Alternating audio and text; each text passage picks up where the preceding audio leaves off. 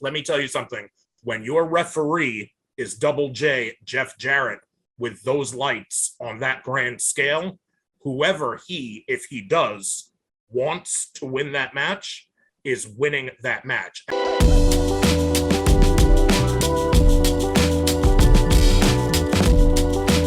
We now have that lady behind me over here, Ronda Rousey, coming in to wants that championship, and Liv Morgan has gotten the fans so excited.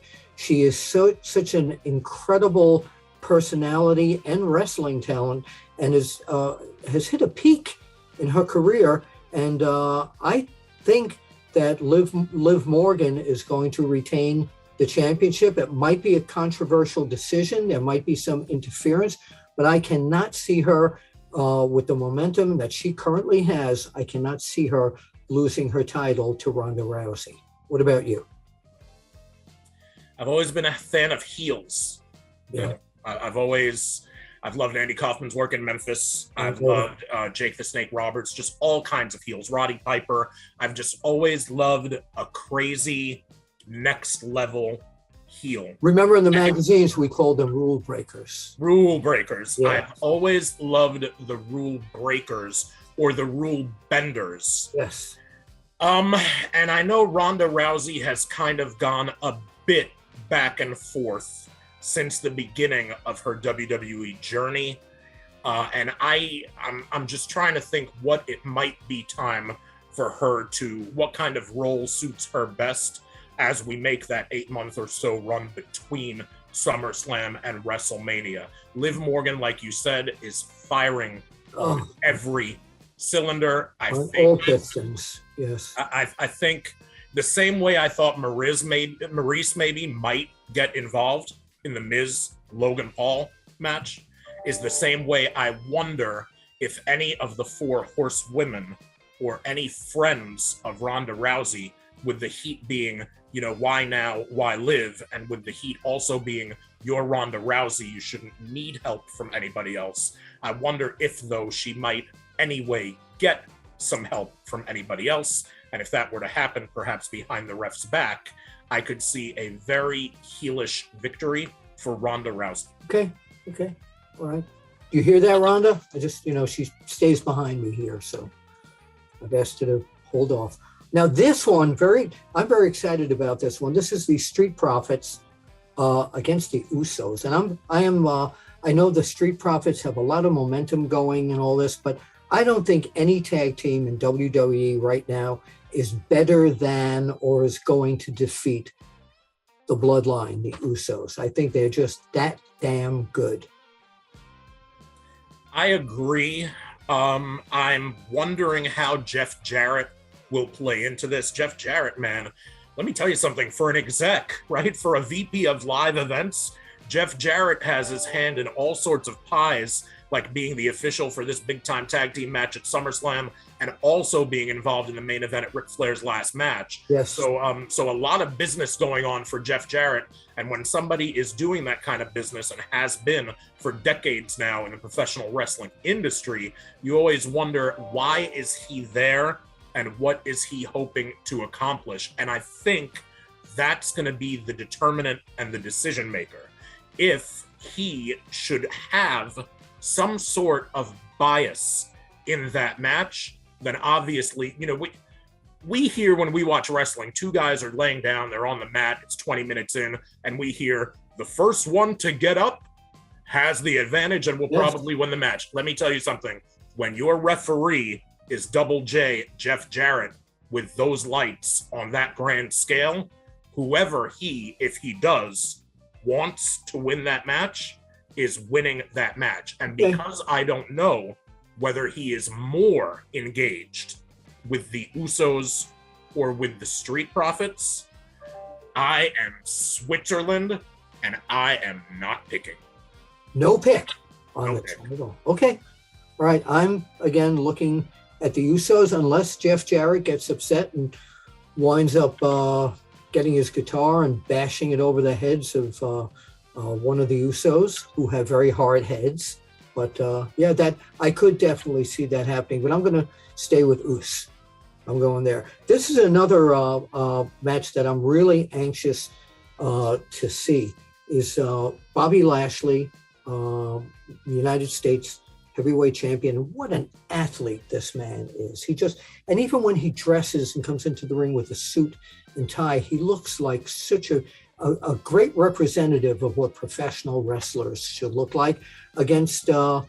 McMahon's number one pick, Mr. Money in the Bank, Theory.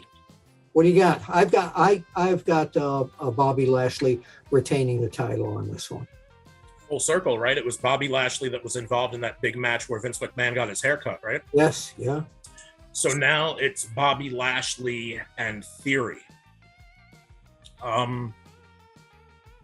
Variations on a theme, man. Just two of the best athletes in the company, two world-class athletes. Absolutely.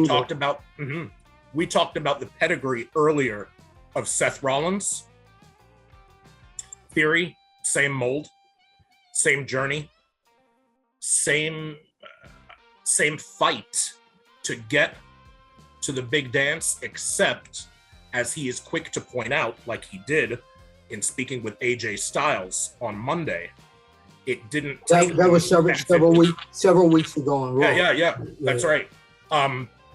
It, as he's pointed out with AJ, it did not take him 15, 17, 20 years to get to the dance. Yeah.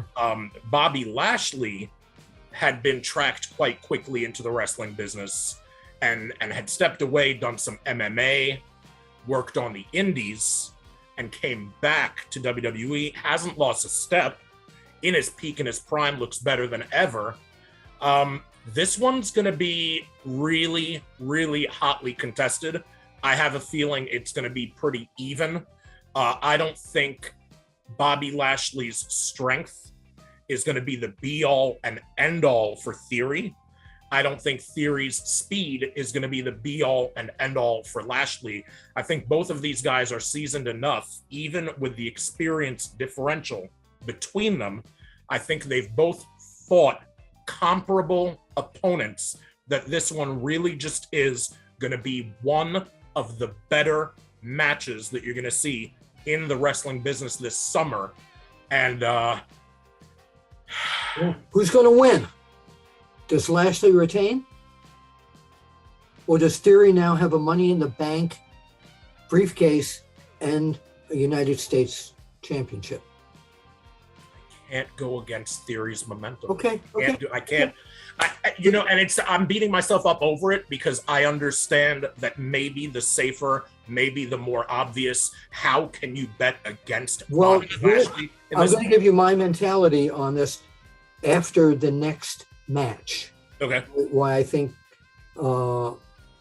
Theory is not going to win. This is just my thought. However, I rarely do this. I'm going to change my mind and I'm going to say Theory's going to win this match. And that's because of something I think might happen later on. Right? Before we do this, and we're running a little bit on time here, let's look at Happy Corbin and Pat McAfee. To me, this is a kind of a no-brainer.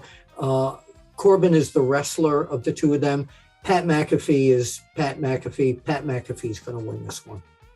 Send the fans home happy that he wins.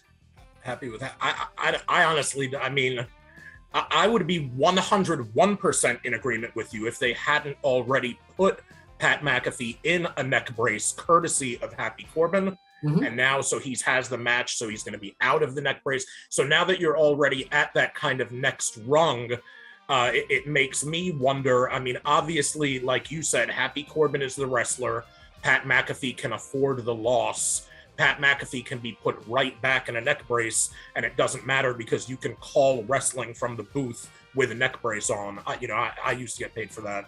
So, so I don't know. I'll go with Happy Corbin. Okay. So now we're going to go back to Theory here for me. All right. The main event, and Mark Henry's not here to say that. The last standing match for the undisputed WWE Universal Championship, the Bloodline, Roman Reigns against Brock Lesnar. Here is my thinking. Okay, my thinking is this, that I think Brock Lesnar is going to wind up winning this and getting pretty banged up and pretty hurt. I think at this point, Theory, who has just won the United States Championship, and he also has the Money in the Bank briefcase, comes in and because of the injury to Brock Lesnar, wins the Universal title, and now the Vince McMahon pick has got the undisputed Universal title and the United States Heavyweight Championship in his possession. What do you think? I think that's a lot of heat to put on Theory. And I think because of that, I think it would definitely be an interesting way to go. It's definitely something that I'd consider doing. And I understand why you're suggesting it might happen. It's so much heat, though, to have him come in with the Money in the Bank, and then in the same night, he's going to beat Lashley, and then he's going to end the night with the big title. I don't know if they're going to do all of that. No one's ever seen anything like that before. No, that's true. That's true. Do you save some of that for Europe and the UK? Do you save some of that for something like Crown Jewel in Saudi so that you don't constantly have to barrage all of these talent who get $3 million a match and find out whether they're but he can one night he can defend the undisputed title. One night he can say, I'm just putting up the US title tonight. It's a lot of heat. It would make him the top. Honestly, that's the kind of heat where if you can keep it going and if the timing were to work out, which in this particular case, I don't know if it could, but if this timing could work out, if I'm you and we're working together and that's the kind of heat and momentum that he gets, I bring in MJF for him immediately. Oh, I love it. But having said that, I like it. I'd love to see it. If it was executed in a reasonable, rational, entertaining, logical manner, it would be, again, some of the highlights of wrestling in 2022. Great. Joel, listen, I hate to cut you off. We're just about out of Zoom time here. I want to thank you so very much for your extreme intelligent answers, and we'd like to do this again. It'd be great. All right, Thank Bill you. Apter for Joel Gertner and Bill Apter. And would you mind pointing out to the camera? We'll see you at the matches.